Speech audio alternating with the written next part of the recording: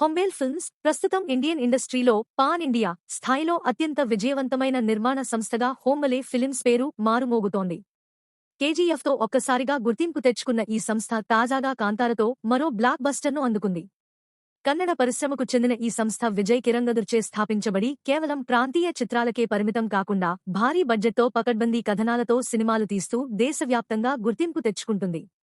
ఒక 100% సక్సెస్ రేట్తో ఇండియాలో టాప్ బ్యానర్గా ప్రస్తుతం వార్తల్లో నిలుస్తుంది. దర్శకుడు ప్రశాంత్ నీల్, హీరో యష్ కాంబినేషన్లో వచ్చిన కేజీఎఫ్ సినిమాతో హోంబలే పేరు ఒక్కసారిగా ప్రపంచానికి పరిచయం అయ్యింది. ఆ తర్వాత వచ్చిన కేజీఎఫ్ పార్ట్ 2తో కన్నడ సినిమా స్థాయిని ప్రపంచానికి చాటింది. ముఖ్యంగా కేజీఎఫ్ 2 1,000 కోట్లకు పైగా వసూళ్లు చేసి ఇండియన్ సినిమా రికార్డులను తిరగరాసింది.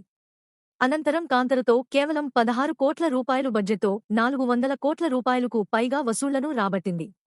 రిషబ్ శెట్టి నటిస్తూ ఈ సినిమాకు దర్శకత్వం వహించాడు.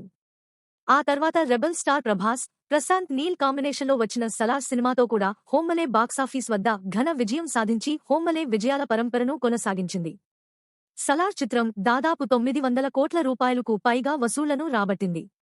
అయితే రీసెంట్గా ఈ బ్యానర్లో వచ్చిన తాజా చిత్రం కాంతార చాప్టర్ 1 దసరా కానుకగా అక్టోబర్ 2న ప్రేక్షకుల ముందుకు వచ్చిన ఈ చిత్రం కూడా బ్లాక్ బస్టర్ టాక్తో బాక్సాఫీస్ వద్ద దూసుకుపోతుంది.